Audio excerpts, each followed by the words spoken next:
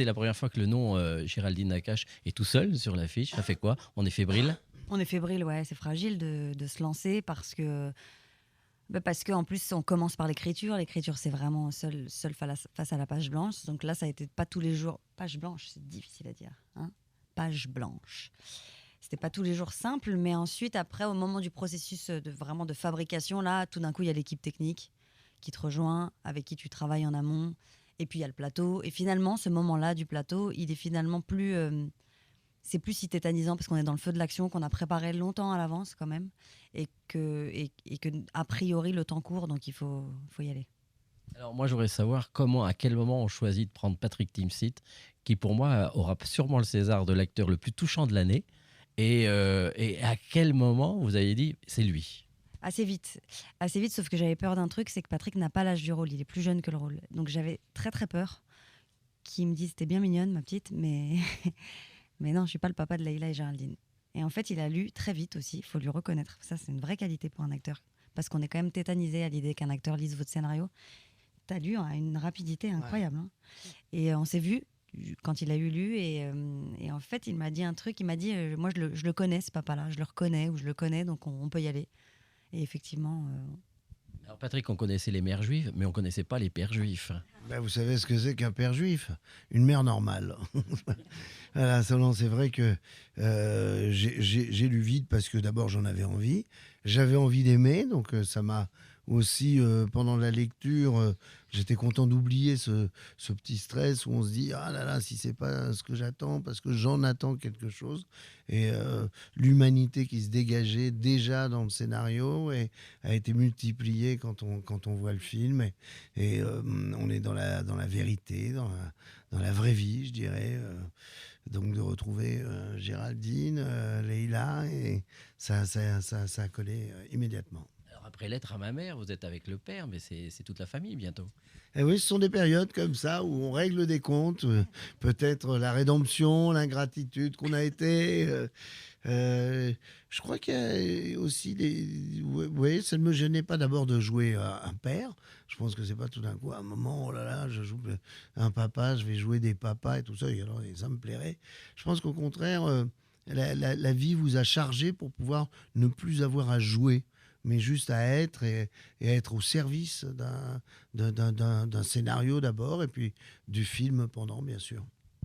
Qu'est-ce qui vous a inspiré, Géraldine, pour écrire ce scénario de sœurs en mésentente, de retrouvailles autour de la maladie, enfin... Moi, ce qui m'inspire dans la vie, c'est la vie. Et j'avais encore besoin de parler de la famille.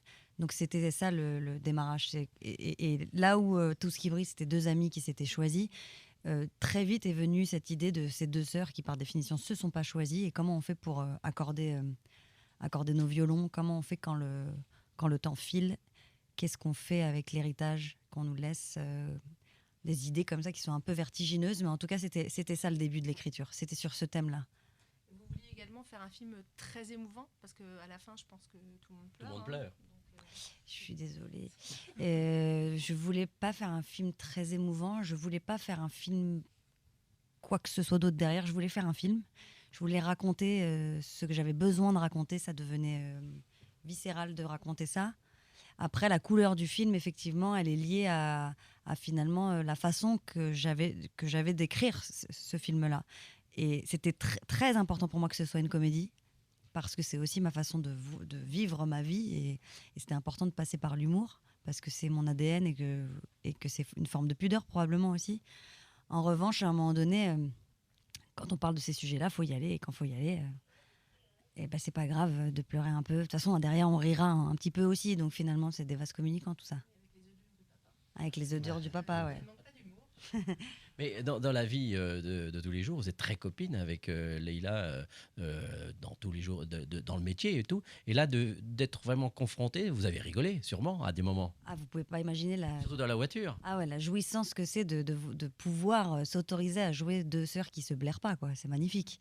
C'était assez grisant, c'est vrai. Parce qu'on avait un acquis qu'on a dans la vie et qu'on avait déjà expérimenté sur Tout ce qui brille à New York, c'est que la bienveillance, la douceur, l'amour et l'entente, la bonne entente, on savait le jouer, et on l'a dans la vie. Alors là, tout d'un coup, on s'autorise, on ouvre les vannes et on s'autorise à s'amuser, à faire des choses qu'on n'a jamais fait non plus ailleurs pour d'autres metteurs en scène. Parce que dans la voiture, elle est très sérieuse à un moment donné, et on se dit, mais elle doit craquer. Bah, l'idée, c'était ça, c'est d'avoir une Mina, Leïla, donc une désenchantée, une Vali que j'interprète trop enchantée, et il fallait confronter ça, et c'était très intéressant pour amener la couleur dont on parlait aussi au film, quoi. La comédie naît beaucoup de ça, de ces différences entre ces deux sœurs.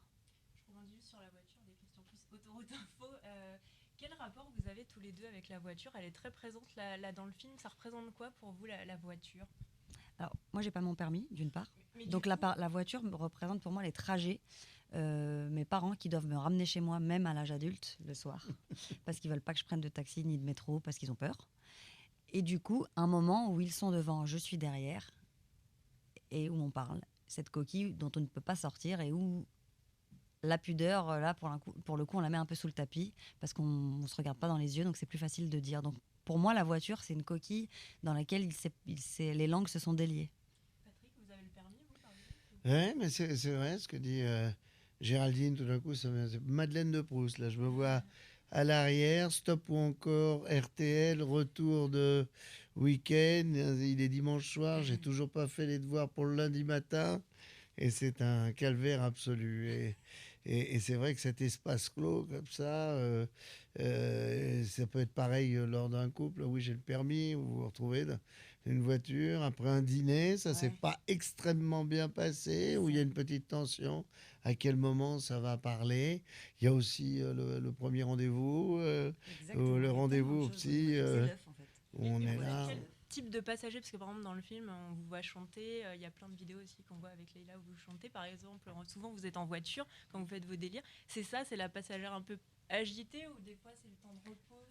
Là en promo par exemple. Alors en promo, c'est vrai qu'on essaye de respecter le moment de repos de l'autre, autant qu'on essaye de le faire chier. Donc finalement c'est assez variable en fonction de l'humeur. Et vous Patrick, dans la voiture, actuellement vous êtes plutôt quel type de passager? Je rejoins là encore, là, pour l'instant, c'est un passager occupé qui essaie de régler tout ce qu'il n'a pas eu le temps de régler. Donc, je profite des petites AirPods. Là, j'aimais jamais là, ces petites oreillettes affreuses où tout d'un coup vous dites oh là là, la personne est dans sa bulle ou refuse de parler. Mais sinon, c'est le moment de récup, de douceur. Je dirais qu'il y a un moment de douceur dans cette voiture en ce moment. Et est-ce que comme dans le film vous serez prêt à prendre un autostoppeur ou autre? Du tout, du tout. Un punk avec un chien, vous voulez dire? Pas forcément. Non, c'est pas ce que tu dis. Moi, comme je suis passagère et je conduis pas, je fais partie de ceux qui disent arrête-toi, prends-le quand même, rendons service. Et dernière question sur le voyage, quel est l'endroit où vous avez jamais été et où vous rêveriez d'aller? Ça peut être en avion. Où est-ce que vous auriez envie d'aller? En voiture?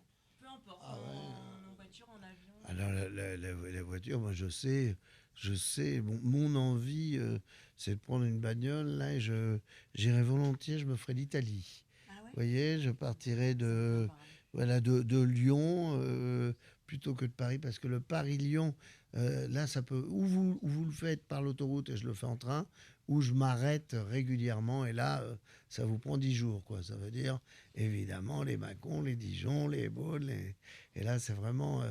Donc, oui, il y a du voyage en voiture. Ça peut être aussi les Cévennes, la barre des Cévennes, l'Ardèche, en ce moment, j'ai des envies de bagnole. C'est marrant. Moi, je veux bien qu'il me prenne dans sa bagnole. C'est une région que je connais mal. Et justement, sur la route, là, je disais, mais je connais pas, j'aimerais venir. Et il me disait, regarde, il y a ça. Tant qu'elle chante pas, moi, je la prends. Je reviens sur le film, Patrick, le fait d'être dirigé par une jeune femme. Oui, mais moi, ça m'a toujours tiré vers le haut.